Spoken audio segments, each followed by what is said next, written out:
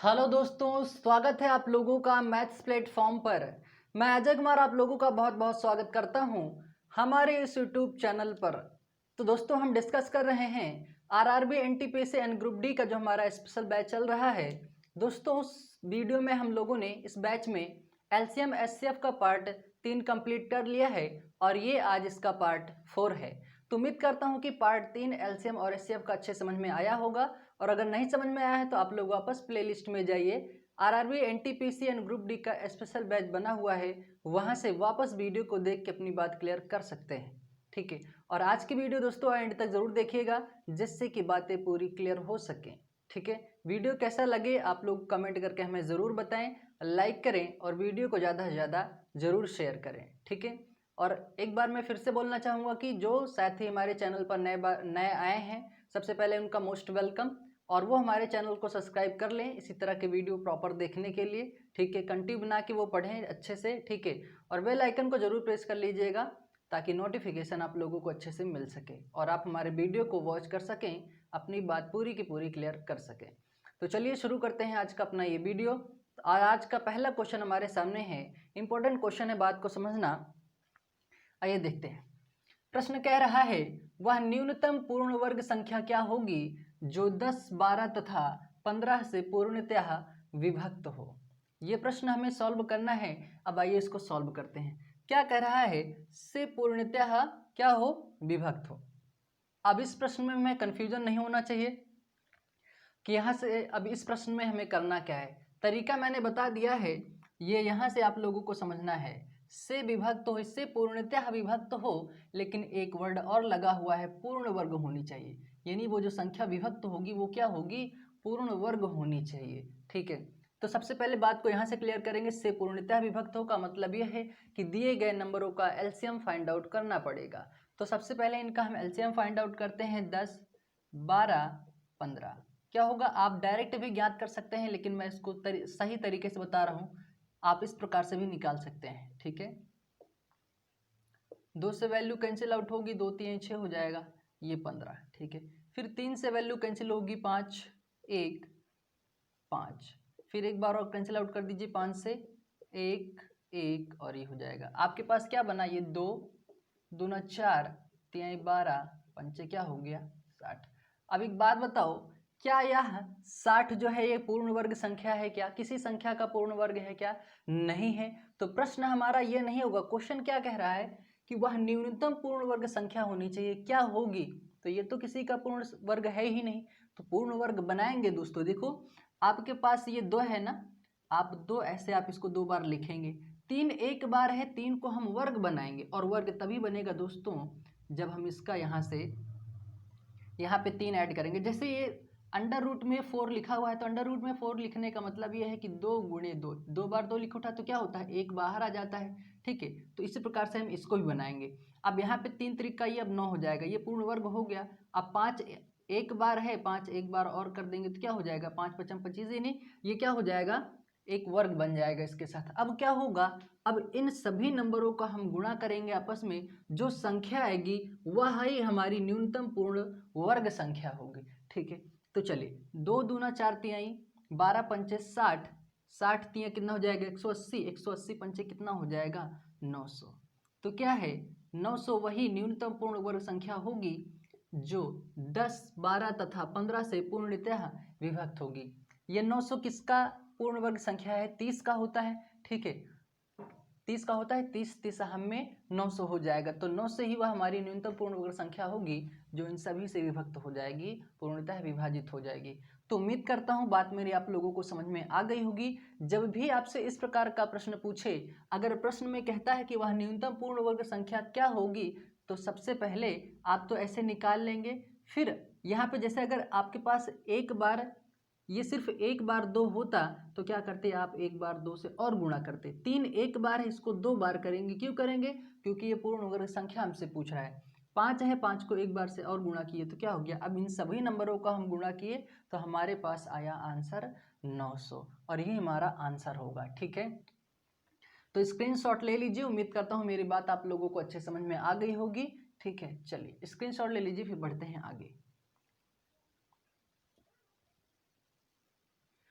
तो दोस्तों अगला प्रश्न हमारे सामने इस प्रकार से है। क्वेश्चन में कह रहा है वह छोटी से छोटी संख्या कौन सी है जिसे 9, 6, 15 तथा 20 से भाग देने पर प्रत्येक दशा में शेष 1 बचे। तो वह हमें छोटी से छोटी संख्या पता करनी है जिससे 9, 6, 15 तथा 20 से भाग देने पर प्रत्येक दशा में हमारा एक शेषफल बचना जरूरी है। तो आइए प्रश्न को सॉल्व करते हैं। अब इस तरह के प्रश्न में अगर प्रत्येक दशा में शेष 1 बचे या कुछ बचे, इसका एक टाइप और बनता है दोस्तों, वो इंपॉर्टेंट टाइप है, उसको भी क्लियर करेंगे। पहले यहाँ पे इसको समझ लेते हैं, ठीक है। अगर ये समझ में आ गया तो वो बात भी पूरी की अच्छे से क्लियर हो जाएगी। तो यहाँ पे तो अब कंफ्यूजन नहीं है कि यहाँ पे हमें करना क्या है, यहाँ पे सीधा एलसीएम निकालना है। कैसे पता चला? से भाग देने पर, ठीक है। तो से जैसे ही आया तुरंत समझ जाइए कि एलसीएम निकालना है, ठीक है। 9, 6, 15 और ये क्या है 20। 9, 2, 3, 6, 15, 2 10 20 हो जाएगा, ठीक है। 2 से वैल्यू कैंसिल आउट कीजिए, 2 पंचे 10, 3 से कैंसिल आउट कीजिए, 3 तिया 9, 1 3 पचे 15, 5, फिर 3 से कैंसिल आउट कीजिए, 1 1 5 5, एक बार और कर दीजिए 5 से, 1 1 1 1, ठीक है। अब ये क्या हुआ, इसका एलसीएम निकल के आया, यानी 2 दूना 4, तिहाई 12, तिहाई 36, 12 पंचे 60, यहाँ 180 हो जाएगा, ठीक है। तो एलसीएम क्या निकल के आया दोस्तों? एलसीएम हमारा निकल के आया 180, ठीक है। लेकिन इस प्रश्न में हमसे ये कहा है कि 9, 6, 15 से तथा 20 से भाग देने पर प्रत्येक दशा में एक शेष बचना चाहिए। लेकिन यह जो संख्या हमारे पास आई है, ये जो हमारा एलसीएम निकल के आया, ये यहाँ से जो निकलता है वो एलसीएम ही होता है। तो एलसीएम ही वह छोटी से छोटी संख्या होती है जो दिए गए नंबरों से विभाजित होती है। तो ये क्या हो जाएगा? ये तो पूर्णतः विभाजित हो जाएगा। अगर प्रश्न में हमसे ये पूछता कि 20 से भाग देने पर पूर्णतः विभाजित हो तो हमारा आंसर बिल्कुल 180 होता। लेकिन प्रश्न में हमसे थोड़ा सा चेंज किया है, प्रत्येक दशा में शेष 1 बचाना है। तो एक बात बताइए दोस्तों, 180 तो छोटी छोटी संख्या है जो दिए गए नंबरों से विभाजित पूरा विभाजित हो जाएगा। लेकिन प्रत्येक दशा में जब शेष 1 बचाना हो तो दोस्तों अगर 1 यहाँ पे जोड़ देंगे तो ये 181 हो जाएगा और यही क्या होगा, हमारा आंसर होगा। कैसे होगा आप समझ लीजिए, मैंने एक प्रश्न इसका करवा के रखा हुआ है। कितना हो जाएगा? 9 दूना 18 हो जाएगा, ये तो कैंसिल हो जाएगा, क्या बचेगा? शेष 1 बच गया। इसी तरह से आप 6 से करेंगे, ठीक है। 181 को 6 तिया जाएगा, 3 बार जाएगा 18, कट गया, फिर शेष 1 बचा। इसी तरह से अगर आप 15 को करेंगे तो क्या होगा, 181 का 15 एक अन्नम 15, 3 बचा, 1 उतारे, 15 दूना 30, फिर शेष क्या बचा? 1 बचा। यहाँ से अगर आप 20 का देते हैं 181 में, ठीक है, तो 20 अट्ठे 20 नविया 180 हो जाएगा, ठीक है। फिर शेष क्या बचा? 1 बचा। तो इस प्रकार से दोस्तों आप चेक भी कर सकते हैं कि भाई ऐसा हम कैसे कह सकते हैं कि यहाँ पे 1 जोड़ना पड़ेगा, घटा नहीं सकते हैं। घटाएंगे तो फिर क्या होगा, वो हमारा एलसीएम नहीं होगा, जबकि हमारा एलसीएम तो इतना आया है। प्रत्येक दशा में एक शेष बचाने के लिए आपको 1 जोड़ना पड़ेगा। आपका आंसर होगा 181। कैसे होगा आप यहाँ से चेक कर सकते हैं, प्रत्येक दशा में हर एक में एक शेष बच रहा है। आप आंसर को प्रूव भी कर सकते हैं, ठीक है। तो उम्मीद करता हूँ समझ में आ गया होगा। स्क्रीनशॉट ले लीजिए, फिर मैं इसका एक अगला बेहतरीन क्वेश्चन करवाता हूँ। चलिए, तो दोस्तों अगला प्रश्न हमारे सामने इस प्रकार से है। क्वेश्चन कह रहा है वह न्यूनतम संख्या क्या है जिसमें 4, 5 तथा 6 से भाग देने पर क्रमशः 1, 2 तथा 3 शेष बचे। अब इस प्रश्न में थोड़ा सा चेंज है दोस्तों। इसके पिछले वाले प्रश्न में क्या था कि सिर्फ शेष 1 ही बचता था, यानी चाहे वो शेष 7 बचे, ठीक है, या शेष 2 बचे, शेष 5 बचे, कुछ भी शेष बचे, लेकिन एक ही बार शेष बचता था। लेकिन इस प्रश्न में 3 बार शेष बच रहा है। 4, 5 तथा 6 से भाग देने पर क्रमशः 1 शेष बच रहा है, 2 तथा 3 शेष बच रहे हैं। तो संख्या हमारी क्या होगी जिससे प्रत्येक दशा में शेष 1, 2, 3 बचना चाहिए, ठीक है। आइए इस प्रश्न को सॉल्व करते हैं। इतना तो हमें पता हो गया है कि दिए गए नंबरों का एलसीएम निकालना है। कैसे पता चला भाई, हमें इससे वर्ड दिखाई दे गया है, ठीक है, इस वजह से हमें पता चला कि दिए गए नंबर का एलसीएम निकालना पड़ेगा। तो 4, 6 और ये 6, एलसीएम निकालेंगे कितना होगा, 2 दूना 4, 5 2 3 6, ठीक है। आप इसको डायरेक्ट भी ज्ञात कर सकते हैं, 2 एक अन्नम 2, 5 3, ठीक है। 3 से काटिए, 1 5 1, 5 से कैंसिल आउट कर दीजिए, 1 1 1। तो इसका एलसीएम क्या बनेगा, 2 दूना 4 तिहाई 12 पंचे 60। तो जो हमारा एलसीएम आया है, एलसीएम कितना आया है, ये 60 है। यह 60 हुआ है, ये एलसीएम है, वो छोटी से छोटी संख्या है जो दिए गए नंबर उससे विभाजित होगा। जैसे 15 चौका 60 हो जाएगा, 12 पंचे 60 हो जाएगा, 6 दहम्मा 60 हो जाएगा। तो संख्या तो पूरी पूरी तरह विभाजित हो गई, तो इसमें तो शेष कहीं बच ही नहीं रहा है। तरीका सीखिए। ये क्या कह रहा है प्रश्न, 4 5 और ये 6, 4 से भाग दे रहे हैं, ये क्रमशः है, ठीक है। 4 से भाग दे रहे हैं तो शेष 1 बच रहा है, 5 से भाग दे रहे हैं शेष 2 बच रहा है, ठीक है। 6 से भाग दे रहे हैं तो शेष 3 बच रहा है, ठीक है। अब यहाँ पे एक इंपॉर्टेंट बात समझना, यहाँ पे देखिए 4 से 3 होने में अंतर कितने का, 3 का। 5 से 2 होने में अंतर कितने का, 3 का। 6 से जब भाई ये भाग दे रहे हैं तो शेष 3 बच रहा है, अंतर कितने का, 3 का। प्रत्येक दशा में 3 3 का अंतर हो रहा है, तो जो ये 3 आ रहा है दोस्तों, इस संख्या में से क्या कर लो, घटा लो, तो हमें मूल संख्या पता चल जाएगी और यही हमारा क्या होगा, ये हमारा आंसर होगा। पिछले वाले प्रश्न में जब एक बार शेष बचता है तो जो आंसर आया रहे उसमें उसी संख्या को जोड़ दो, ठीक है। लेकिन क्रमशः में जब ये 1 2 3 ऐसा शेष बचे तो जो संख्या आई है, जितने का यहाँ पे अंतर दिखाई दे, जैसे यहाँ पे 3 का अंतर दिखाई दे रहा है, ठीक है, उसी संख्या को एलसीएम से घटा दो, संख्या हमें पता चल जाएगी। प्रूफ करना है कैसे, कि ये 4 ही, 1 शेष बचेगा, 5 से भाग देने पर 2 ही शेष बचेगा, 6 से भाग देने पर 3 ही शेष बचेगा। तो कैसे बचेगा वो भी सीख लीजिए। भाई 4 से भाग देंगे 57 में, क्योंकि आंसर हमारा ये बना है तो इसमें भाग देंगे, ठीक है। अगर इसमें देंगे तो संख्या पूरी पूरी तरह विभाजित हो जाएगी, तो शेष बचेगा ही नहीं। तो क्या होगा, 4 का नम 4, 1 बचा 17, 4 चौक 16 हो जाएगा। देखो 4 से भाग दे रहे हैं तो शेष फल हमारा 1 बच रहा है कि नहीं, बिल्कुल सही बात है। आगे लेते हैं 5 के लिए, ये है 57, ठीक है। 5 का नम 5 हो जाएगा, कट जाएगा, 7 उतारेंगे, 5 का नम 5 होगा, 7 में से 5 जाएगा, 2 बचेगा, शेष 2 बचा।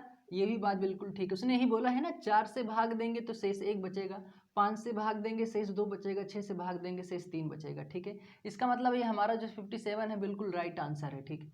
अब 5 एक बार 6 से चेक कर लेते हैं, क्योंकि 6 भी हमारे प्रश्न में, 57 है, 6 7 6 48, 6 9 54 हो जाएगा, ठीक है। 7 में से 4 जाएगा 3, 5 में से 5 जाएगा 0, ठीक है। तो शेष फल क्या बचा, यहाँ पे 3 बचा। तो भाई उसने ही बोला है ना, 6 से भाग देने पर शेष 3 बचता है, 5 से भाग देने पर शेष 2 बचता है, 4 से भाग देने पर शेष 1 बचता है। तो 4 से 1 होने में अंतर 3 का, 5 से 2 होने में अंतर 3 का, 6 से 3 होने में अंतर कितने का, 3 का। तो ये 3 3 का अंतर आ रहा है ना, वही संख्या में से जो हमारा एलसीएम आया रहे उसी में से उसको माइनस कर दो, हमें संख्या आंसर हमारा पता चल जाएगा कि आंसर हमारा क्या बनने वाला है। उम्मीद करता हूँ मेरी बातें आप लोगों को अच्छे समझ में आ गई होंगी। जब एक शेष बचे तो जो हमारा एलसीएम आया रहे, जो शेष बचने के लिए बोला है, उसी संख्या में उसे जोड़ दो। जब इस प्रकार से शेष क्रमागत यानी क्रमशः ये शेष बचे तो देख लो अंतर कितने का आ रहा है, जो संख्या हमारी आई रहे उसी में उसको माइनस कर दो, आंसर हमारा आसानी से आ जाएगा। तो उम्मीद करता हूँ समझ में आ गया होगा दोनों क्वेश्चन में डिफरेंट, ठीक है। स्क्रीनशॉट ले लीजिए, फिर बढ़ते हैं आगे, चलिए। तो दोस्तों अगला प्रश्न हमारे सामने इस प्रकार से है। क्वेश्चन कह रहा है दो संख्याओं का लघुत्तम समापवर्तीय यानी एलसीएम उनके महत्तम समापवर्तीय यानी एचसीएफ से 45 गुना है, ठीक है। फिर आगे क्वेश्चन कह रहा है यदि एक संख्या 125 है और लघुत्तम समापवर्ती व महत्तम समापवर्ती का योग 1150 है तो दूसरी संख्या क्या होगी, ये हमें पता करना है। दोस्तों इंपॉर्टेंट क्वेश्चन है, एलसीएम और एचसीएफ का सबसे इंपॉर्टेंट क्वेश्चन ये प्रश्न है, तो बात को अच्छे समझना दोस्तों, ठीक है। बात को समझना, क्या कह रहा है, एलसीएम यानी लघुत्तम समापवर्ती, आगे क्या रह रहा है उनके महत्तम समापवर्ती यानी एचसीएफ से क्या है 45 गुना, यानी एलसीएम एचसीएफ से 45 गुना है, एचसीएफ से क्या है 45 गुना है, तो ये क्या हो जाएगा 45। तो अनुपात क्या बना एलसीएम और एचसीएफ का 45:1। फिर आगे प्रश्न कह रहा है यदि एक संख्या 125 है, चलो भाई एक संख्या यहाँ पे हम 125 इसको मान के रख लेते हैं, ठीक है, और लघुत्तम समापवर्ती और महत्तम समापवर्ती का योग यानी एलसीएम और एचसीएफ का योग यानी इन दोनों का योग। प्रश्न हमसे भले ही कह रहा है कि एलसीएम और एचसीएफ का योग कितना है, 1150 है। क्वेश्चन कह रहा है 1150 है एलसीएम और एचसीएफ के योग, लेकिन हम कह रहे हैं 45 और 46 अनुपात। इन दोनों का योग करेंगे यानी अनुपातिक योग निकालते हैं तो क्या होगा, 46 अनुपात होगा। हम कह रहे हैं 46 अनुपात का योग है, लेकिन प्रश्न कह रहा है कि एलसीएम और एचसीएफ का योग कितना है, 1150 है। ठीक है, इतनी बात समझ में आई। ऐसा करने में मेरे ख्याल से कोई दिक्कत बिल्कुल नहीं होनी चाहिए। भाई सीधा से बोला कि एलसीएम एचसीएफ का 45 गुना है, तो भाई ये 45 गुना हो गया। फिर आगे उन्होंने बोला एक संख्या 125, मैंने एक संख्या 125 ऐसे मान लिया। एलसीएम और एचसीएफ का महत्तम समापवर्ती यानी एलसीएम और एचसीएफ का योग 1150 है। हम कह रहे हैं 46 अनुपात योग है, लेकिन क्वेश्चन कह रहा है 1150। तो यहाँ से एक अनुपात हमें पता करना पड़ेगा। तो एक अनुपात जब इसका पता करेंगे तो ये होगा 1150 बटे में ये होगा 46। इसको कैंसिल आउट कर दीजिए, 23 दूना 46 हो जाएगा। ठीक है, उसके बाद ये 23 से कटेगा, 23 दूना 46, 23 पंचे कितना हो जाएगा 115, यानी 50 बार चला जाएगा। इसको जब कैंसिल आउट करेंगे कितना होगा 25। यानी यहाँ से क्या हमें पता चला, एक अनुपात हमारा कितने का है, 25 का है। ऐसा कैलकुलेशन करने में मेरे ख्याल से कोई दिक्कत नहीं होनी चाहिए, सिर्फ मैंने इसको सरल किया है। एक अनुपात हमारा बना कितने का, 25 का। तो यहाँ से ध्यान से देखना, एक अनुपात 25 का, तो 45 कितने का होगा। यहाँ से हमें एलसीएम पता चलेगा, ये 25 गुणे 45। ठीक है, और यहाँ से एचसीएफ पता कर लेते हैं, कितना होगा 25 गुणे 1। 25 45 का गुणा कर लीजिए, यहाँ पे 5 पचम 25 हो जाएगा, 2 5 दूना 10, 5 चौक 20, 4 3 यानी 4 हो जाएगा, 4 दूना 8, 3 11 हो जाएगा, 1145। इसका गुणा करने के बाद कितना आया, 1145 आया, 25 का नम 25। इतनी बात मेरे ख्याल से समझ में आप लोगों को आ गई होगी। मैंने क्या किया, एक अनुपात जब 25 का है, ये एलसीएम है, मैंने यहाँ पे एलसीएम लिखा बराबर, एक अनुपात 25 का, तो 45 कितने का होगा, 1145 का होगा। और एचसीएफ कितने का होगा, एचसीएफ यहाँ पे 1 है, एचसीएफ निकाले, 25 गुणे किया 25। अब एक प्रश्न आप लोगों को याद आ जाना चाहिए कि मैंने बताया है किसी भी दो संख्या का गुणा उनके एलसीएम और एचसीएफ के बिल्कुल बराबर होता है। हमको एलसीएम पता है 1145, हमें एचसीएफ पता है 25, हमें पहली संख्या पता करनी है, दूसरी संख्या पता कर सकते हैं, बिल्कुल आसानी से इसको हम पता कर सकते हैं। कैसे, यहाँ से मैं इसको इरेज कर दे रहा हूँ। यहाँ पे देखिए मैंने ये चीज बताया है, एलसीएम गुणे एचसीएफ बराबर में पहली संख्या गुणे दूसरी संख्या। दो संख्याओं का गुणनफल उनके एलसीएम और एचसीएफ क्या होता है, बिल्कुल बराबर होता है। तो हमें एलसीएम पता चला 1145, यहाँ पे लिखे 1145। एचसीएफ हमें पता चला 25। पहली संख्या हमें पता है 125 और दूसरी संख्या हमें पता करनी थी। ठीक है, तो क्या हो जाएगा, 25 पंचे हो जाएगा 125। ठीक है, यहाँ से ये कैंसिल आउट कर लीजिए, 5 का 5 हो जाएगा, कैंसिल आउट कीजिए, 5 दूना 10, 1 बचा, 14 हो जाएगा, 5 दूना 10, 4 बचा, 5 9 45।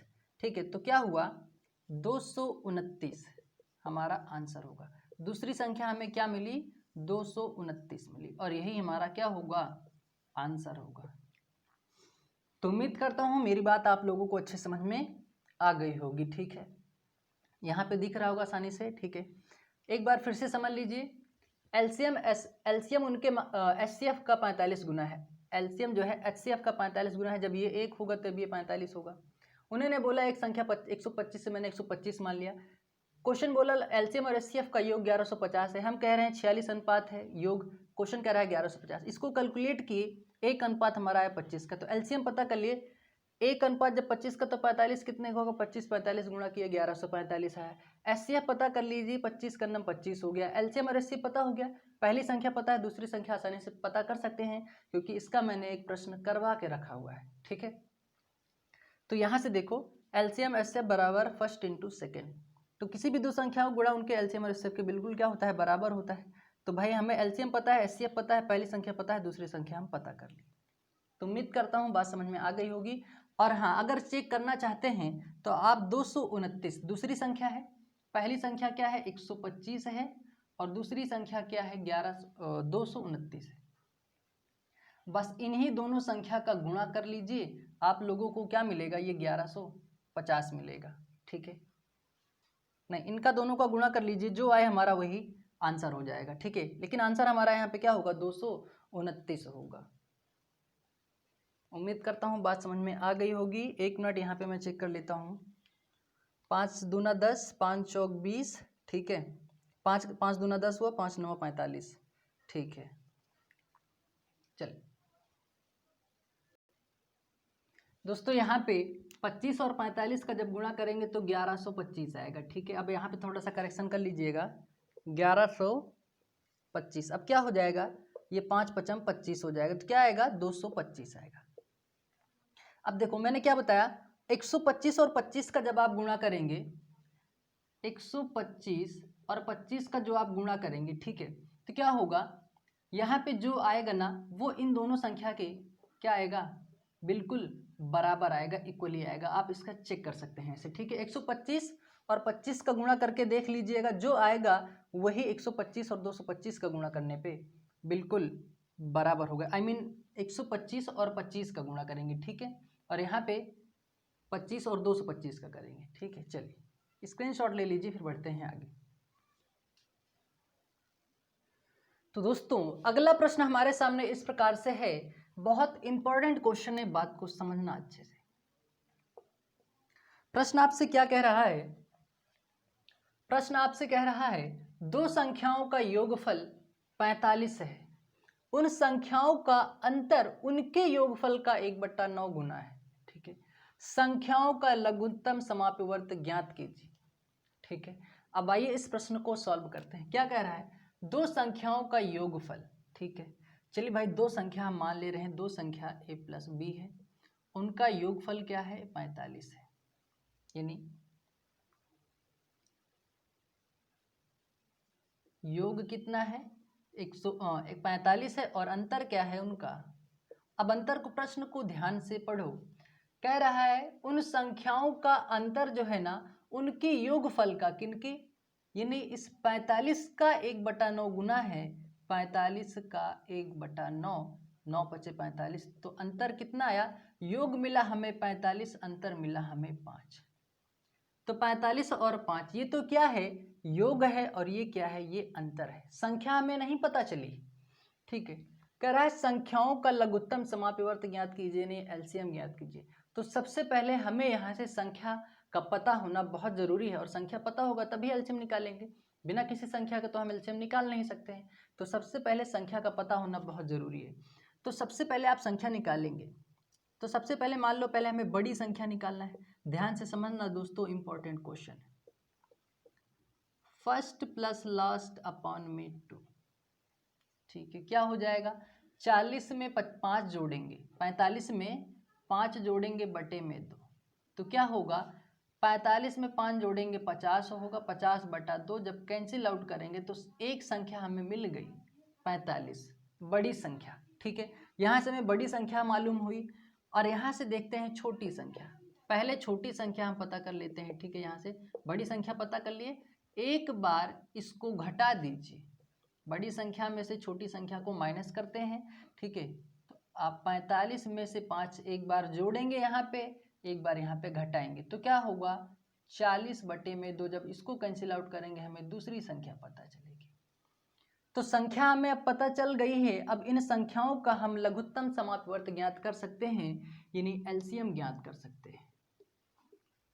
तो आप एलसीएम ज्ञात कर लीजिए, 25 2 दहम्मा 10, 25 2 पंचे 10, 5 पचम 25, 5 का नम 5, 5 1, तो क्या हो जाएगा, 2 दूना 4, पंचे 20, पंचे कितना हो गया, 100। और यही हमारा क्या है, ये हमारा आंसर। इतना करने के बाद तब जाके आप लोगों को आंसर मिलेगा, और आप लोगों को इस प्रश्न में इतना करना ही पड़ेगा, कोई शॉर्ट तरीका नहीं है इसका, आप लोगों को इतना करना पड़ेगा, ठीक है। एलसीएम आप कैसे भी निकाल सकते हो, मैंने इसका शॉर्ट तरीका भी बताया हुआ है कि कैसे निकलेगा। सबसे बड़ी वाली संख्या का अभाज्य गुणनखंड कर दो, 5 पचम 25, 20 लाना है, 5 दूना 10 दूना 20, 5 पचम 25 दूना 50 दूना कितना आ गया, 100। आप डायरेक्ट यहाँ एलसीएम पता कर सकते हैं। अब यहाँ पे एक इंपॉर्टेंट बात समझना, देखो 25 में से 20 को माइनस करोगे तो क्या आएगा, अंतर आपको 5 का मिलेगा, और 25 में 20 जोड़ेगा आपको योग कितना मिलेगा, 45 मिलेगा। ठीक है, तो यहाँ से हमें संख्या पता चल गई। ठीक है, आप यहाँ से प्रूफ भी कर सकते हो कि अब यहाँ से कैसे 25 आया 20 कैसे आया, कैसे पता चलेगा। अंतर आप निकालेंगे, 25 में से 20 को माइनस करेंगे, कितना आएगा, अंतर 5 का ही आएगा। 25 में 20 को जोड़ेंगे तो कितना योग कितना आएगा, 45 ही तो आएगा। और प्रश्न में तो आपसे वही बोला है कि दो संख्याओं का, अभी तो हम संख्या वो पता ही नहीं थी, उसने क्या बोला है, दो संख्याओं का योगफल। योगफल दिया हुआ है, संख्या हमें नहीं पता थी, संख्या हम पता कर लिए। अब जब संख्या पता रहेगी तभी हम उसका लघुत्तम समापवर्ती ज्ञात कर सकते हैं। तो उम्मीद करता हूँ बात पूरी क्लियर समझ में आ गई होगी। एक बार प्रश्न को फिर से अच्छे समझ लीजिए। योगफल उन्होंने बोला 45 है, उन संख्याओं का अंतर उनकी योगफल का जो है 1/9 है, जो अंतर है उनकी योगफल का 1/9 है। तो 45 का 1/9 पता कि कितना आया, 5 आया। तो योग हमें यहाँ से पता चला 45 और अंतर हमें यहाँ से पता चला 5। ये तो हमें योग और अंतर पता है, अभी भी हमें संख्या, वो दो संख्या कौन सी है ये हमें नहीं पता है। तो सबसे पहले हमें बड़ी संख्या ज्ञात कर लिए। बड़ी संख्या ज्ञात करने के लिए हमेशा आप योग और अंतर को जोड़ो। 45 में 5 को जोड़ो, जो आए उसको 2 से भाग दे दो, संख्या पता चल जाएगी आपको, बड़ी संख्या 25। ठीक है, छोटी संख्या पता करने के लिए एक बार उसको माइनस करो, 2 से भाग दो, यानी 45 में से 5 जाएगा, 40/2 कैंसिल किए 20 आया। मैंने प्रूफ करके भी दिखाया कि अगर आप 25 में 20 को जोड़ते हैं तो आपको योग मिलेगा 45, और 25 में से 20 को माइनस करेंगे तो 5 आएगा अंतर। अब देखो यहाँ से योग हमारा कितना है, 45 है, अंतर कितना है, 5 है, 5 ही है। ठीक है, तो संख्या पता करके हम एलसीएम उसका ज्ञात कर सकते हैं। अब स्क्रीनशॉट ले लीजिए, फिर बढ़ते हैं अगले प्रश्न की तरफ। उम्मीद करता हूँ समझ में आया होगा। चलिए,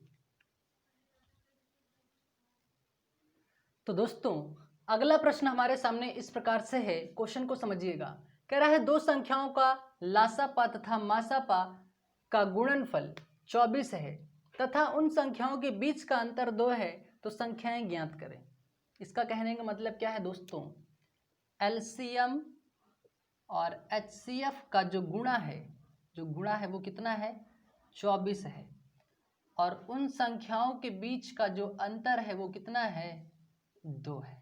ठीक है, इस प्रश्न का कहने का मतलब यह है कि एलसीएम और एचसीएफ का जो गुणा है वो 24 है और दो संख्याओं का अंतर कितना है, 2 है।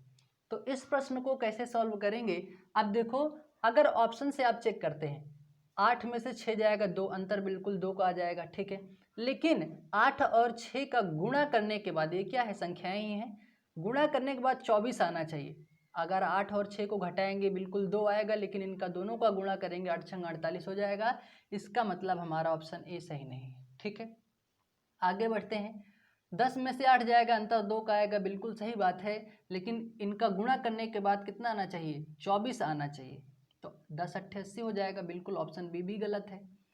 6 में से 4 जाएगा, अंतर 2 का आएगा, बिल्कुल सही बात है। 6 को 4 से गुणा करने के बाद अगर 24 आ गया है तो आंसर बिल्कुल सही हो जाएगा। ठीक है, 6 चौका 24, ठीक है, आ गया। इसका मतलब हमारा आंसर कौन सा होगा, ऑप्शन सी।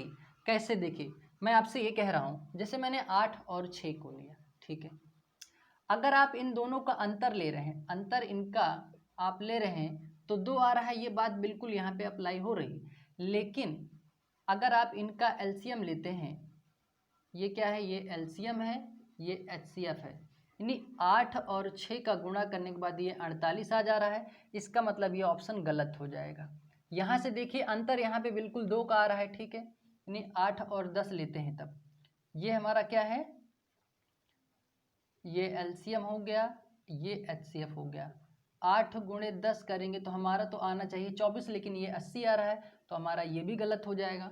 फिर यहाँ पे 6 और 4 को लेते हैं, अंतर 2 का आ रहा है, बिल्कुल सही बात है, ये एलसीएम है, ये एचसीएफ है। ठीक है, 6 और 4 का गुणा करेंगे बिल्कुल 24 आ जाएगा। इस वजह से हमारा आंसर कौन सा होगा, सी सही होगा। 6 और 4 संख्याएं क्या होंगी, 6 और 4। कभी कभी ऑप्शन से भी क्वेश्चन सॉल्व कर लिया करिए। ठीक है, तो उम्मीद करता हूँ समझ में आ गया होगा कि ऑप्शन सी कैसे सही है। इसने प्रश्न में खुद बोला है कि एलसीएम और एचसीएफ का जो गुणनफल है, एलसीएम और एचसीएफ का जो गुणनफल है वो कितना है, 24 है, और उन संख्याओं के बीच का अंतर 2 है। तो हम यहाँ से पता कर लिए, 6 चौका 24, 6 में से 4 जाएगा, 2 आएगा। तो उम्मीद करता हूँ बात समझ में आ गई होगी। स्क्रीनशॉट ले लीजिए अच्छे से।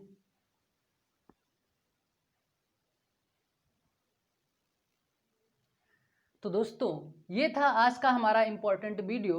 उम्मीद करता हूँ समझ में आया होगा। ठीक है, तो वीडियो ज़्यादा से ज़्यादा शेयर कर दीजिएगा, कमेंट करके हमें ज़रूर बताएं वीडियो आप लोगों को कैसा लग रहा है, लाइक करें और अभी तक जो साथी चैनल सब्सक्राइब नहीं किया है मैं फिर से बोल रहा हूँ वो सब्सक्राइब कर लें। ठीक है, अच्छे से पढ़ें, मन लगा के पढ़ें।